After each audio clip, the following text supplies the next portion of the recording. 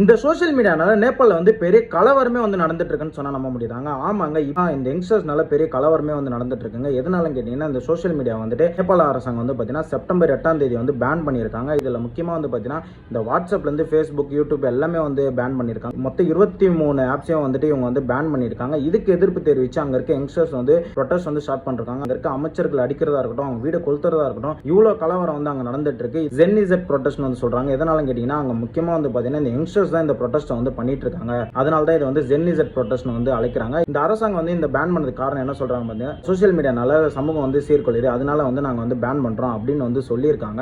அவங்க சொல்ற காரணம் என்னன்னு வந்து பார்த்தீங்கன்னா, அங்க வந்து அவங்க இந்த நெப்போகிட்ன்ற ஒரு வெப்சைட் ஸ்டார்ட் பண்ணி அதை வந்துட்டு வைரல் வந்து பண்ணியிருக்காங்க. அந்த நெப்போகிட்னு என்ன வந்து பார்த்தீங்கன்னா, இந்த அரசாங்கத்தில் வேலை செய்யற இந்த அமைச்சர்களா இருக்கட்டும், இல்ல இந்த அரசாங்க ஊழியர்களா இருக்கட்டும், அவங்களோட பசங்க மட்டும் வந்து பார்த்தீங்கன்னா நல்லா ஆடம்பரமா வந்து சொல்றாங்க. இந்த அரசாங்கத்தில் வேலை செய்யறவங்க அவங்க மட்டும் வந்து பார்த்தீங்கன்னா சொத்துக்கு மேல சொத்தம் வந்து அடிக்கிட்டு வந்து போறாங்க. ஸோ இதெல்லாம் வந்து பார்த்தீங்கன்னா இந்த நெப்போகிட்ன்ற இந்த வெப்சைட்ல வந்து பார்த்தீங்கன்னா இவங்க வந்து ஷேர் பண்ணிட்டு வந்திருக்காங்க. இது வந்து பார்த்தீங்கன்னா இந்த அரசாங்கம் வந்து தெரிய வருது. இது வந்து சரியில்லைன்னு சொல்லிட்டு இது ஒன்றை மட்டும் பேன் பண்ணா போதாது, அதனால வந்துட்டு இந்த மொத்தத்தையும் வந்து சோஷியல் மீடியா எல்லாத்தையும் பேன் பண்ண சொல்லிட்டு அவங்க வந்து பேன் வந்து பண்ணியிருக்காங்க. இதுக்கு எதிர்ப்பு தெரிவிச்சு இவங்க வந்துட்டு ப்ரொட்டஸ்ட் வந்து ஸ்டார்ட் பண்றாங்க. முக்கியமா வந்து இந்த ப்ரொட்டஸ்ட் ஃபர்ஸ்ட் அமைதியான முறையில் யார் ஸ்டார்ட் பண்றாங்கன்னு வந்து பார்த்தீங்கன்னா சுதன் குருங்கன்றவங்க வந்து இதை வந்து ஸ்டார்ட் பண்றாங்க. நாளடைவில் வந்து பார்த்தீங்கன்னா இது பெரிய கலவரமா வந்து ஆயிருக்கு. இங்க வந்து யங்ஸ்டர்ஸ்க்குலாம் வந்து வேலை வாய்ப்பும் இல்லை, ஒரு வளர்ச்சியும் இல்லை. ஆனா நீங்க மட்டும் எப்படி வந்துட்டு ஒரு ஆடம்பரமாவோ ஒரு வளர்ச்சியா வந்து வாழ்றீங்க? பிஎம் வந்து பாத்தீங்கன்னா ராஜினாமா வந்து பண்ணியிருக்காரு. அதுக்கு வந்து அவங்க சொல்றதுன்னா இதெல்லாம் வந்து எங்களுக்கு பத்தாது, எங்களுக்கு வந்து இந்த இஷ்யூ வந்துட்டு இந்த சோஷியல் மீடியா பேன் பத்தி கிடையாது, இங்க இருக்க ஃபுல் சிஸ்டமே வந்து சேஞ்ச் ஆகணும், இதுதான் வந்துட்டு எங்களுக்கு வந்து தேவை அப்படின்னு வந்து அவங்க வந்து